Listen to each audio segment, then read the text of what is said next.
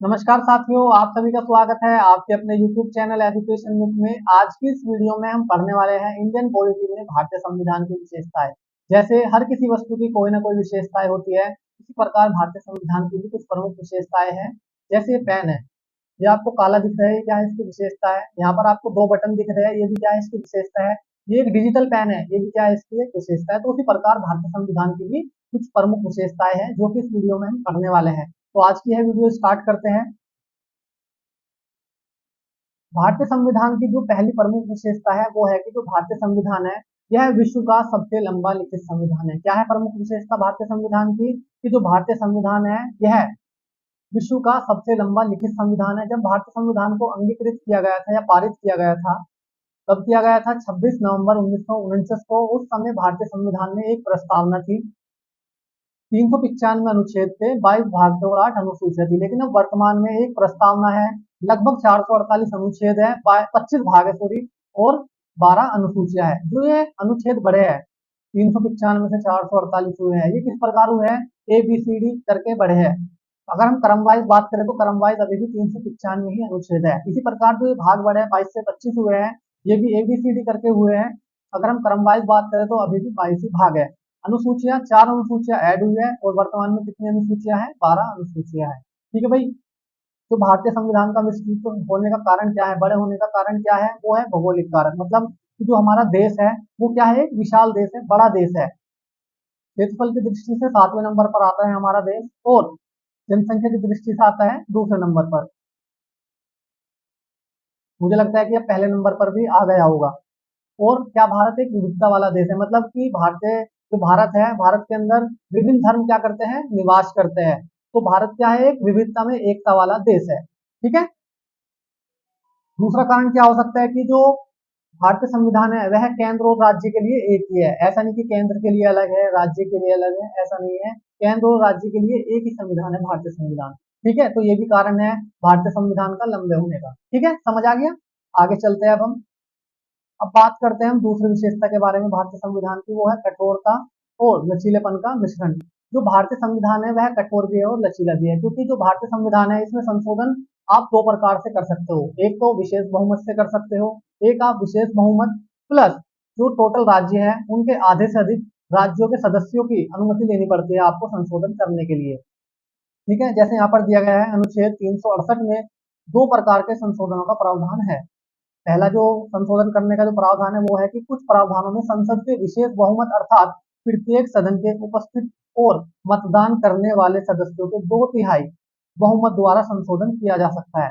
जो संसद होती है उसमें दो सदन होते हैं, कौन कौन से होते हैं भाई? केंद्र में राज्यसभा और लोकसभा।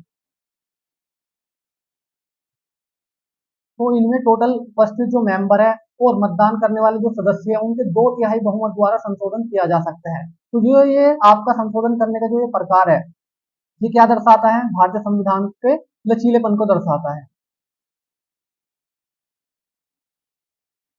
तो दूसरा प्रकार है संशोधन करने का, वह है कि कुछ अन्य प्रावधानों में संसद के विशेष बहुमत तथा कुल राज्यों के आधे से अधिक सदस्यों के अनुमोदन से संशोधन किया जाता है। ठीक है, इसमें क्या चाहिए आपको? संसद के विशेष बहुमत और जो टोटल राज्य है उनके आधे से अधिक सदस्यों के अनुमोदन से क्या होता है?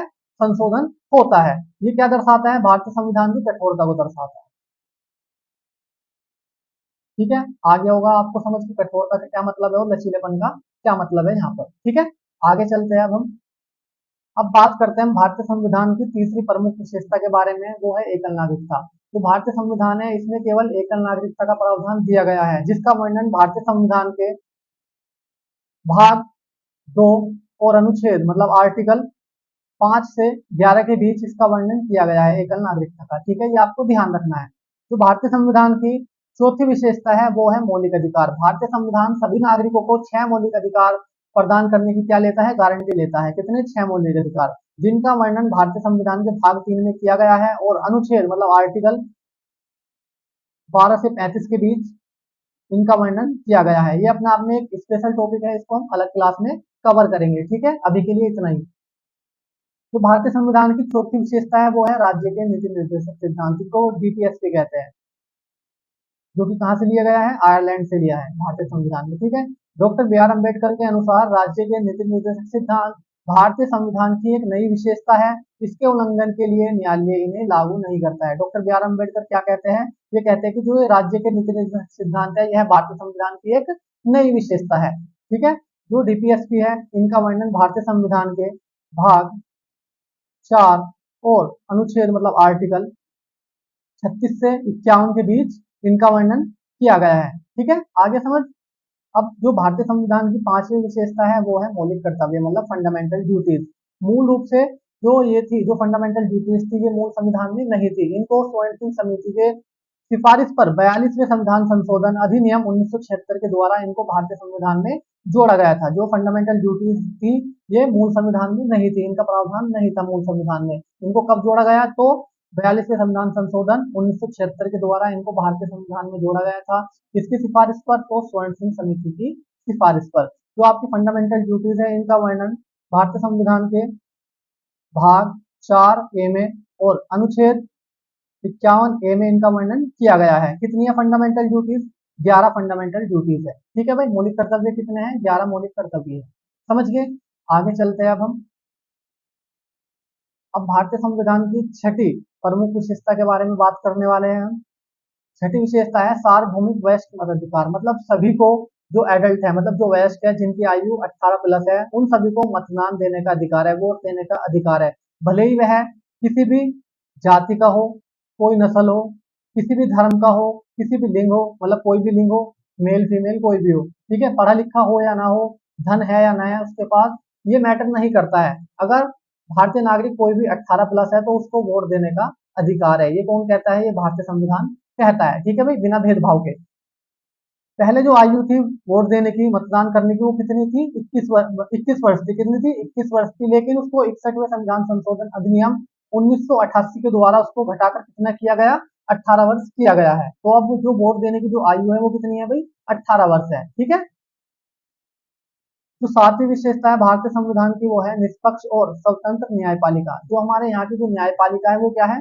निष्पक्ष है। मतलब वो किसी एक के पक्ष में न्याय नहीं करती है, दोनों पक्ष को देखकर न्याय करती है। ठीक है भाई, यहाँ पर लिखा है कि भारतीय संविधान एक ऐसी न्यायिक प्रणाली स्थापित करता है जो निष्पक्ष होने के साथ साथ स्वतंत्र भी है। जो भारतीय न्यायपालिका है वो क्या है? स्वतंत्र भी है। उसके पास मतलब उसके ऊपर कोई भी प्रेशर नहीं है, राष्ट्रपति का कोई प्रेशर नहीं है, ना ही संसद का कोई प्रेशर है। ठीक है, तो जो हमारे यहाँ की जो न्यायपालिका है वो क्या है? एक स्वतंत्र न्यायपालिका और निष्पक्ष न्यायपालिका है।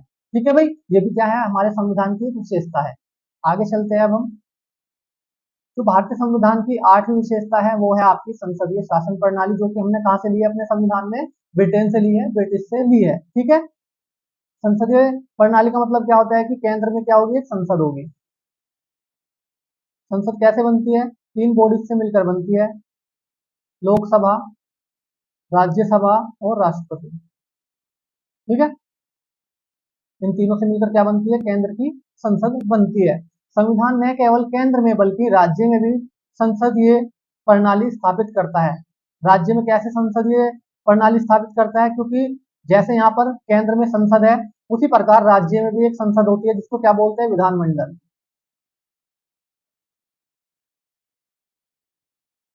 विधानमंडल भी तीन बॉडीज से मिलकर बनता है, विधानसभा, विधान परिषद और राज्यपाल। ठीक है, जैसे केंद्र में लोकसभा होती है उसी तरह राज्य में विधानसभा होती है। जैसे केंद्र में राज्यसभा होती है उसी प्रकार राज्य में क्या होती है? विधानसभा होती है। जैसे केंद्र में राष्ट्रपति होता है उसी प्रकार राज्य में राज्यपाल होता है। ठीक है भाई, समझ गए? अब जो हमारी नौवीं विशेषता है भारतीय संविधान की वो है त्रिस्तरीय सरकार मतलब त्रिस्तरीय शासन। भारत में क्या है? तीन स्तर पर शासन है, केंद्र, राज्य और स्थानीय। ठीक है, एक मिनट। यहाँ पर लिखा है कि मूल रूप से भारतीय संविधान में दोहरी राजनीति का प्रावधान था। मतलब दो स्तर पर क्या थी? सरकार थी, दो स्तर पर शासन था पहले मूल संविधान में। लेकिन अब 73वें और 74वें संविधान संशोधन 1992 ने सरकार का एक तीसरा स्तर स्थानीय जोड़ा है, जो विश्व के किसी अन्य संविधान में नहीं पाया जाता है। भारतीय संविधान की एक प्रमुख विशेषता है कि यहाँ पर क्या है? त्रिस्तरीय शासन प्रणाली है। मतलब तीन स्तर पर शासन है यहाँ पर केंद्र, राज्य और स्थानीय। स्थानीय मतलब आपका पंचायती राज। ठीक है भाई, समझ गए। तो ये भी भारतीय संविधान की क्या है, एक प्रमुख विशेषता है। जो भारतीय संविधान की 10वीं विशेषता है वो है एक धर्मनिरपेक्ष राज्य। मतलब भारत क्या है, एक धर्मनिरपेक्ष राज्य है, धर्मनिरपेक्ष देश है, पंथनिरपेक्ष देश है, क्योंकि भारत का क्या है, कोई भी एक धर्म नहीं है, कोई स्पेशल धर्म नहीं है। ठीक है, यहाँ लिखा है कि भारत का संविधान एक धर्मनिरपेक्ष राज्य का प्रतीक है, क्योंकि जो भारत है इसका क्या है, कोई धर्म नहीं है। ठीक है, तो ये क्या है, एक धर्मनिरपेक्ष या पंथनिरपेक्ष देश है। यह किसी विशेष धर्म को भारतीय राज्य के आधिकारिक धर्म के रूप में मान्यता नहीं देता है। मतलब भारत क्या है, जो भारतीय संविधान है वह किसी को भी एक भारत का जो धर्म होगा उसकी मान्यता नहीं देता है। तो मैं उम्मीद करता हूँ कि आपको ये जो मैंने 10 विशेषता बताई है भारतीय संविधान की, ये आपको अच्छे से समझ में आ गई होगी। अगर आपको ये 10 की 10 विशेषता अच्छे से समझ में आ गई है और ये वीडियो अच्छी लगी है आपको, तो आप मेरी वीडियो को लाइक कर सकते हैं और हमारे चैनल को सब्सक्राइब कर सकते हैं, जिससे कि आपको नई वीडियो का नोटिफिकेशन तुरंत मिल सके। आप ये वीडियो अपने दोस्तों को ज्यादा से ज्यादा शेयर करें, जिससे कि उनको भी मदद मिले इस वीडियो की। ठीक है, तो आज के लिए इतना ही, मिलते हैं अगली क्लास में। धन्यवाद।